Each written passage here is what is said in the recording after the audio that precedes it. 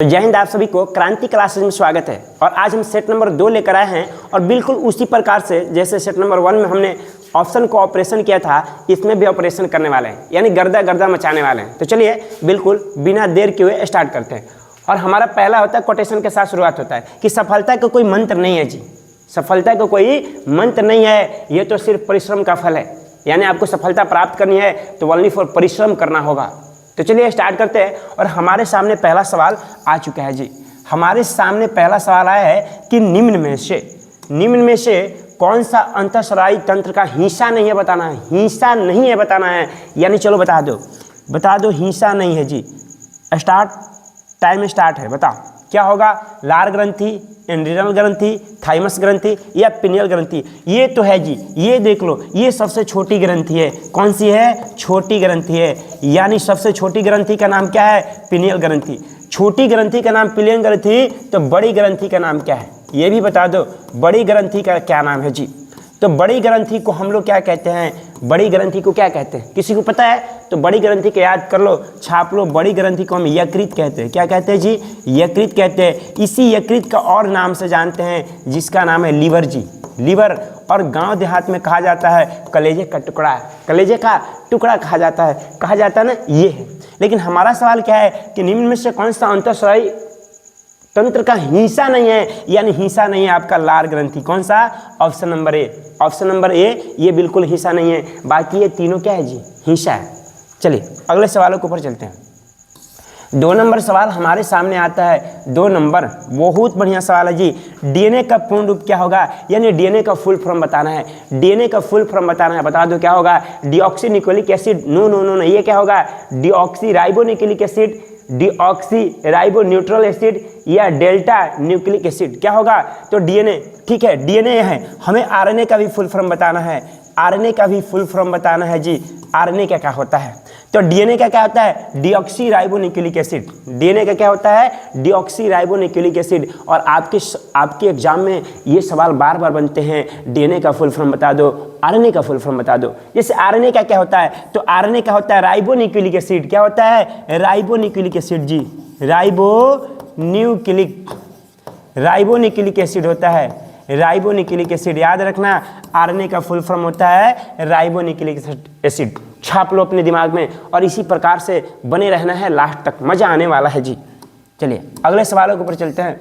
3 number सवाल हमारे सामने है जी। 3 नंबर है, नमक का रासायनिक नाम क्या है? बताना है नमक का रासायनिक नाम। ओहो, नमक का रासायनिक नाम बताना है जी। Sodium carbonate, hydrogen chloride, sodium hydrogen carbonate या सोडियम क्लोराइड। क्या होता है? नमक का सूत्र क्या होता है? नमक का, यानी इसको कहते हैं सोडियम क्लोराइड।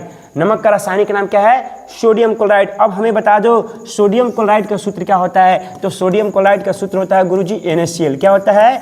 NaCl होता है। ये भी याद रखना, सोडियम क्लोराइड का सूत्र NaCl होता है। और इसे हम साधारण नमक के नाम से भी जानते हैं। कौन सा नमक? साधारण नमक के नाम से जानते हैं। छाप लेना दिमाग में, साधारण नमक के नाम से भी हम लोग इसे जानते हैं। ठीक है, हाँ जी, ये जो घर में हम लोग खाते हैं ना, वही नमक की बात कर रहे हैं। अब हमारा है सोडियम कार्बोनेट। सोडियम कार्बोनेट का सूत्र क्या होता है? कमेंट में छाप देना। सोडियम कार्बोनेट का सूत्र क्या होता है? तो सोडियम कार्बोनेट का जो सूत्र होता है ये होता है Na2CO3 होता है। क्या होता है जी? Na2CO3 होता है। ये भी आपको बात को याद रखना है, क्योंकि आपके एग्जाम में ये भी पूछा गया है सोडियम कार्बोनेट का सूत्र क्या होता है, डायरेक्ट पूछे जाते हैं। चलिए 4 नंबर सवालों के ऊपर चलते हैं। और 4 नंबर जो हमारे सवाल है, कह रहा है कि सोडियम हाइड्रोक्साइड का उपयोग के लिए नहीं किया जाता है। हो, नहीं किया जाता है पूछा है आपसे, यानी पूछने का तरीका इसका अलग है जी। बता दो धातुओं की चिकनाई हटाने में, अचार प्रशिक्षित करने में या अखबार बनाने में या साबुन बनाने में सोडियम हाइड्रोक्साइड का उपयोग। तो सोडियम हाइड्रोक्साइड की बात कर रहा है, यानी ये होता है अचार प्रशिक्षित करने में। बाकी इन तीनों में क्या होता है? होता है जी। बाकी तीनों में क्या होता है? इसका उपयोग होता है जी। सोडियम हाइड्रोक्साइड का किसी को पता है सूत्र क्या होता है? सोडियम हाइड्रोक्साइड का सूत्र क्या होता है? एक बार कमेंट में छाप देना, सोडियम हाइड्रोक्साइड का सूत्र क्या होता है। चलो 5 नंबर सवालों के ऊपर चलते हैं। निम्न में से कौन सा परिसंचरण प्रणाली का हिस्सा नहीं है। ये बार बार हिस्सा नहीं है, नहीं वाला सवाल पूछ रहा है, यानी तुम्हें फंसाने के चक्कर में है। और नहीं वाले में सारे बच्चे फंस जाते हैं, क्योंकि सबको याद होता है लेकिन सवाल पूछता है नहीं है जी। चलो दिमाग लगा लो, निम्न से कौन सा परिसंचरण प्रणाली का हिस्सा नहीं है, बता दो। हिस्सा नहीं है। अभी हमें पहले बता दो, धमनी में कैसा रक्त बहता है? धमनी जो होता है हमारे शरीर के अंदर, उसमें कैसा रक्त बहता है? तो धमनी की बात कर ले तो उसमें शुद्ध रक्त बहता है जी। कैसा रक्त बहता है? शुद्ध रक्त बहता है। अब सीरा की बात कर लो तो सीरा में हमारा जो होता है अशुद्ध रक्त बहते हैं। कैसा रक्त बहते हैं? अशुद्ध बहते हैं जी। यानी इन बातों को याद रखना, धमनी में शुद्ध बहता है और सीरा में क्या बहता है? अशुद्ध बहता है। लेकिन हमारा सवाल क्या है कि परिसंचरण प्रणाली का हिस्सा नहीं है। यहाँ पर देखो एक कोशिका है, ये भी याद रखना। कोशिका को खोज रॉबर्ट हुक किए थे। कौन किया था? कोशिका का खोज रॉबर्ट हुक किए थे। कब किए थे जी? 1665 में। यानी मृत कोशिका का खोज रॉबर्ट हुक के द्वारा 1665 में किया गया। बैठ जाओ, खड़ा क्यों हो रहा? कोशिका की खोज रॉबर्ट हुक। लेकिन हमारा सवाल ये नहीं है, हमारा सवाल पूछ रहा है परिसंचरण प्रणाली, यानी कौन से हिस्सा नहीं है जी? तो विल्ली हमारे परिसंचरण प्रणाली का हिस्सा बिल्कुल नहीं है जी। अब हमारा सवाल एक और बनता है, रक्त परिसंचरण की खोज किसने किया था? रक्त परिसंचरण की खोज किसने किया था जी? किसी को पता है रक्त परिसंचरण का खोज? रक्त परिसंचरण का खोज किसने किया था? तो ये याद रखना, रक्त परिसंचरण का खोज ये भी आपके बोर्ड मतलब आपके एग्जाम में बहुत बार पूछे गए हैं। तो रक्त परिसंचरण का खोज विलियम हार्वे ने किया था। कौन किया था? William Harvey. याद रखना, विलियम हार्वे के द्वारा रक्त परिसंचरण की खोज की गई थी। ये भी बातों को याद रखना जी, ये भी बातों को याद रखना है। चलो अगले सवालों के ऊपर चलते हैं, अगले सवालों के ऊपर चलते हैं। नाम का 20 सवाल है लेकिन बनाकर जाएंगे 100 सवाल। नाम का 20 सवाल लेकर आए हैं लेकिन 100 सवालों बनाकर जाएंगे। चलो बहुत अच्छा सवाल है, बहुत इंटरेस्टिंग सवाल है। ये सवाल पूछता है कि एजी एक महंगी है। हाँ जी, एजी का मतलब चांदी। एजी एक महंगी है। हाँ, एजी महंगी है, नर्म भी है, सफ़ेद भी है और चमकदार धातु भी है। ओहो, क्या बात का है कि महंगी है, नर्म है, सफ़ेद है और चमकने वाली भी है। तो जिसे आमतौर पर रूप में जाना जाता है। हम तो शुरू में ही बोल देते हैं कि एजी को क्या कहते हैं जी? चांदी कहते हैं। एजी को क्या कहते हैं? चांदी कहते हैं। अब हमारा सवाल ये नहीं है, अब हम भी पूछेंगे तुमसे कि चांदी का संकेत क्या होता है। तो ये बोलेगा गुरुजी ये तो ऑप्शन में दिया है, सवाल में एजी दिया है। हम ये नहीं पूछेंगे तुमसे, हम पूछना चाहते हैं तुम बता दो चांदी का परमाणु संख्या कितना होता है। तो चांदी की परमाणु संख्या कितना होता है? 47। छाप लेना दिमाग में, चांदी की परमाणु संख्या 47 होते हैं और ये भी पूछा गया है कहीं पे। चलो ऑप्शन नंबर बी कहता है पारा। पारा के बारे में जान लेते हैं। पारा एक ऐसी धातु है, पारा एक ऐसी धातु है जो कमरे के ताप पर किसमें? द्रव अवस्था में पाई जाती है। किसमें? द्रव अवस्था में पाई जाती है। पारा एक ऐसी धातु है जो द्रव अवस्था में पाई जाती है। हमारा ये भी सवाल नहीं है पारा का संकेत क्या होता है, तो बता दो पारा का संकेत क्या होता है? Hg यानी मरकरी। पारा का संकेत Hg यानी मरकरी के नाम से भी जानते हैं हम। हमारा सवाल और है, एल्युमिनियम है जी, एल्युमिनियम। एल्युमिनियम का संकेत क्या होता है? Al होता है। एल्युमिनियम का संकेत Al होता है। इसकी परमाणु संख्या कितनी होती है? तो 13 होती है। इन सभी छोटे छोटे बातों को भी आपको याद करके रखना है। अब निकल है, निकल का संकेत देना ही, ये सब बातों को छोटे छोटे याद रखना जी। 7 नंबर सवालों के ऊपर चलते हैं। 7 नंबर सवाल देखो क्या करा। 7 नंबर कह रहा है मानव शरीर की सबसे छोटी हड्डी बताना है। और ये बचपन से पढ़ते आ रहे हैं कि मानव शरीर की सबसे छोटी हड्डी कौन सी है जी? बता दो। कुहनी की हड्डी? नो, कुहनी की हड्डी कैसे हो सकती है? कान की हड्डी। हाँ, ये कान की हड्डी जो होती है सबसे छोटी हड्डी होती है। कान की हड्डी, कान की हड्डी जिसे स्टेपिस कहते हैं। किसे क्या कहते हैं? स्टेपिस कहते हैं। अब हमारा सवाल है कि मानव शरीर की सबसे बड़ी हड्डी कौन सी है जी? बड़ी हड्डी बताना है। बड़ी हड्डी कौन सी है मानव शरीर की? तो मानव शरीर की सबसे बड़ी हड्डी कौन सी है जी? तो ये याद रखना है आपको, फीमर है। कौन सी है? मानव शरीर की सबसे बड़ी हड्डी है फीमर, जो जांग में पाया जाता है। कहाँ पाया जाता है? जांग में पाया जाता है। इस बात को याद रखना। चलो सवाल नंबर 8 के ऊपर चलते हैं। और सवाल नंबर हमारा 8 क्या कहता है? देखो क्या कह रहा है, बहुत इंटरेस्टिंग सवाल है, मज़ेदार सवाल है, लेटेस्ट सवाल है जी। ये कह रहा है कि जब किडनी सही तरीके से काम करना बंद कर दे, ओहो, हमारा जो किडनी होते हैं वो साफ काम करना बंद कर दे, यानी खराब हो जाए। क्या हो जाए? खराब हो जाए। अपशिष्ट उत्पाद और खून से अतिरिक्त द्रव को निकालने की प्रक्रिया को क्या कहा जाता है? ओहो हो, अच्छा सवाल है। और आजकल ऐसे बहुत सारे बीमारी देखने को मिल रहा है, यानी किडनी किसी को नशेड़ी है, उसके किडनी खराब हो जाते हैं। अब उसे जीवित कैसे रखा जाता है? तो उसके ब्लड को एक्सचेंज किया जाता है, यानी फिल्टर किया जाता है। एक मानव द्वारा किडनी बनाया गया है जिसे हम डायलिसिस के नाम से जानते हैं। यानी हमें क्या करना होता है? डायलिसिस कराना होता है जी, डायलिसिस। Option number C. ये भी पूछता है मानव कृत्रिम किडनी कौन सा है, तो डायलिसिस। एक डायलिसिस ऐसी प्रक्रिया है जो किडनी खराब होने के बाद भी आपको जीवित रख सकता है, आपको जीवित रख सकता है। डायलिसिस के माध्यम से ब्लड को चेंज किया जाता है 2 दिन के बाद। 9 नंबर सवाल देख लो। 9 नंबर अच्छा सवाल है। 9 नंबर है कि विषाणुओं के अध्ययन को क्या कहा जाता है जी, विषाणुओं के अध्ययन को क्या कहा जाता है। लो, विषाणुओं के अध्ययन को क्या कहा जाता है, तो विषाणुओं के अध्ययन को कहा जाता है वायरोलॉजी। क्या कहा जाता है, वायरोलॉजी। ये तो इसका सवाल है। अब हमारा सवाल है कि पेडोलॉजी किसे कहा जाता है, ये भी बता दो, पेडोलॉजी किसे कहा जाता है। तो मृदा विज्ञान के, यानी मृदा विज्ञान को क्या कहा जाता है जी, पेडोलॉजी। मृदा के बारे में जिसमें अध्ययन करेंगे उसको हम पेडोलॉजी करते हैं, ठीक है। अब हमारा है बायोलॉजी, और बायोलॉजी तो तुम्हें पता है जी, पता है ना बायोलॉजी, ये पता होगा, बायोलॉजी पता होगा तुम्हें। चलो अगला सवाल के ऊपर चलते हैं। 10 नंबर है, निम्न में से कौन सा पानी के साथ प्रतिक्रिया करता है। ओहो, पानी के साथ प्रतिक्रिया करता है। अब तुम्हें बताना है पानी के साथ। अरे चांदी पानी के साथ अभिक्रिया तो नहीं करेगा, बिल्कुल नहीं करेगा, ये चांदी नहीं करेगा जी। तो चांदी नहीं करेगा तो चांदी का संकेत क्या होता है, Ag होता है। चांदी की परमाणु संख्या क्या होता है, 47 होता है। चांदी एक ऐसी धातु है, चांदी एक ऐसी धातु है जो विद्युत का क्या होता है जी, विद्युत का सबसे अच्छा चालक होता है, विद्युत का सबसे अच्छा चालक होता है जी, अच्छा चालक होता है। चांदी क्या होता है, विद्युत का सबसे अच्छा चालक होता है, इस बात को गौर करना है। कैल्शियम, कैल्शियम का संकेत क्या होता है गुरुजी, तो कैल्शियम का संकेत Ca होता है, और इसका परमाणु संख्या क्या होता है, तो 20 होता है।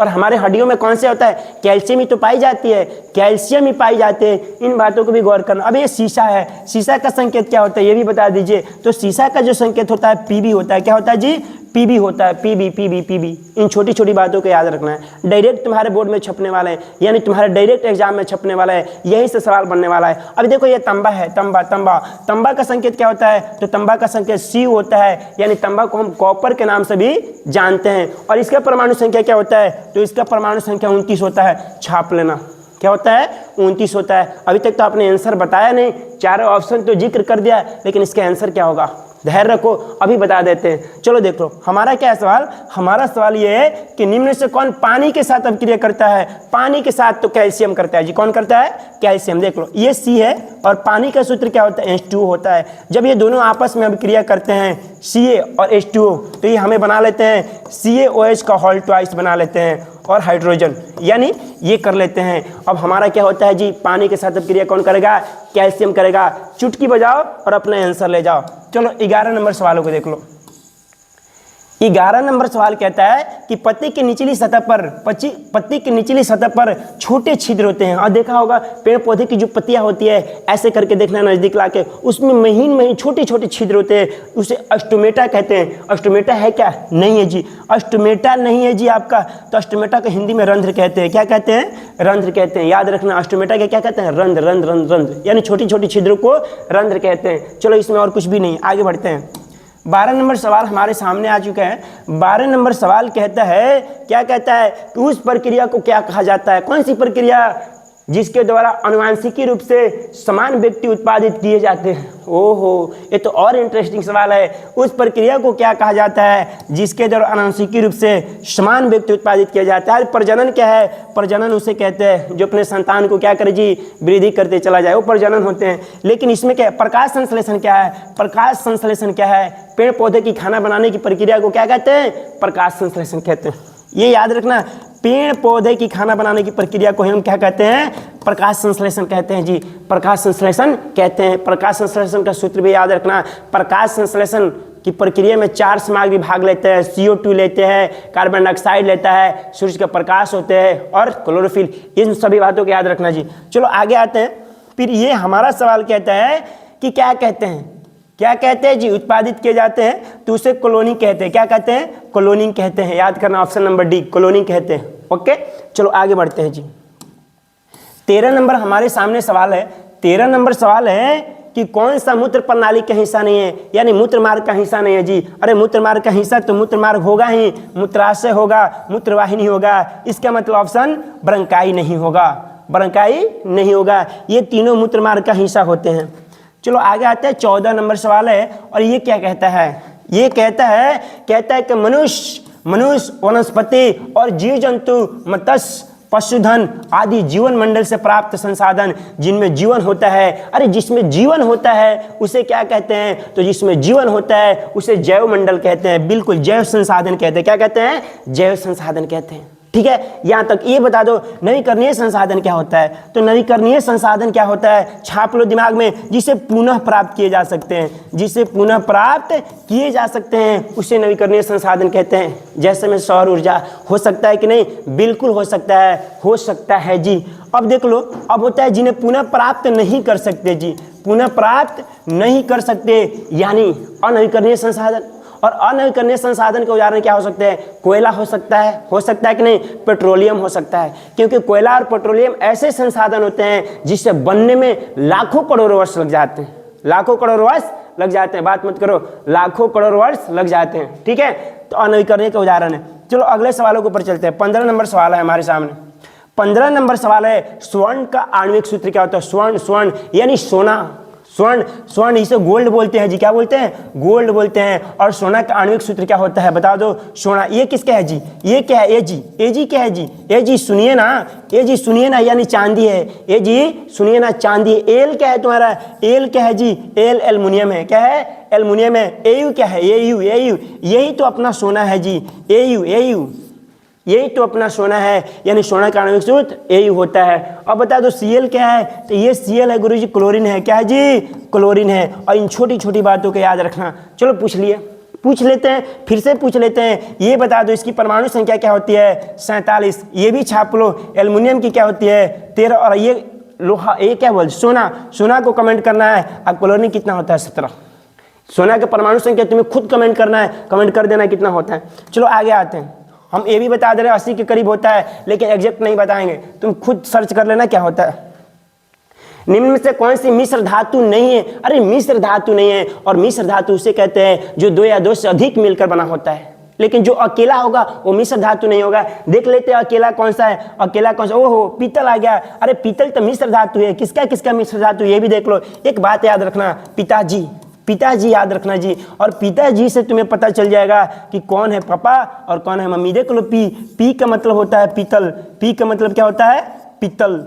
और ता का मतलब होता है तंबा। और जी का मतलब होता है जिंक।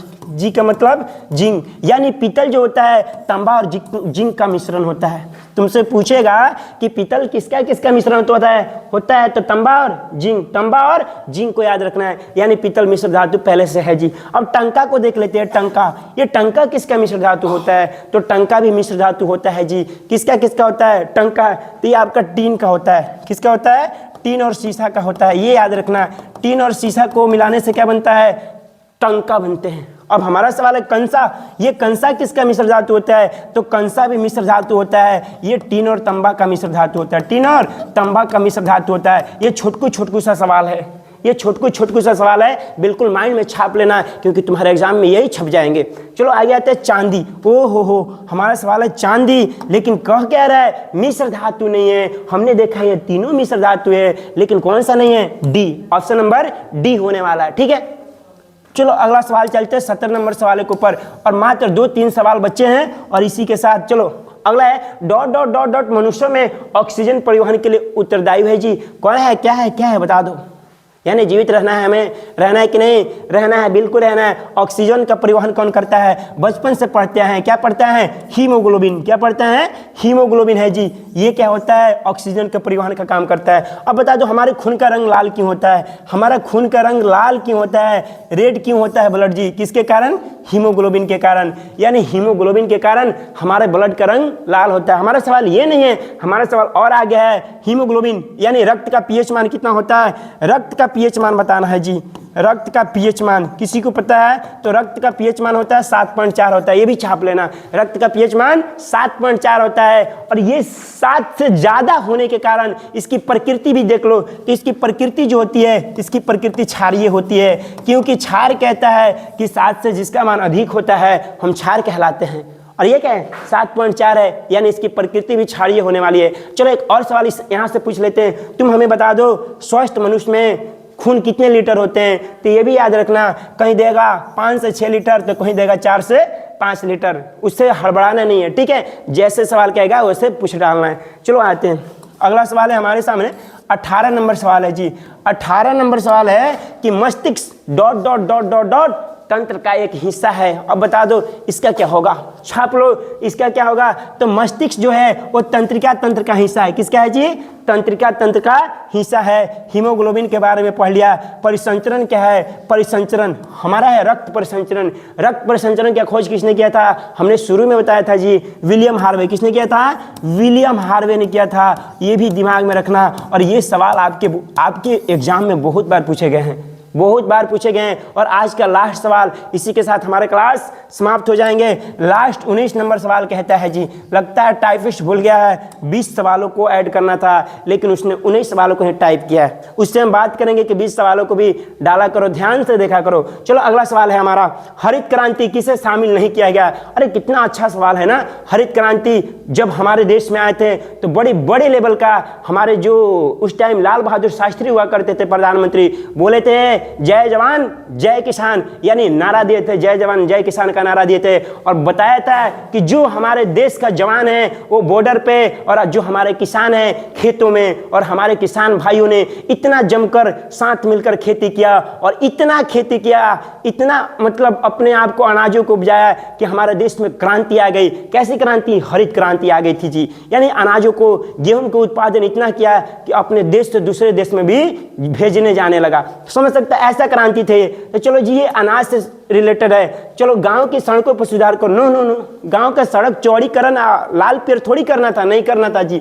अब बीजों की अधिक उपज देने वाली किस्म हाँ हो सकते हैं क्योंकि खेती से रिलेटेड था जी।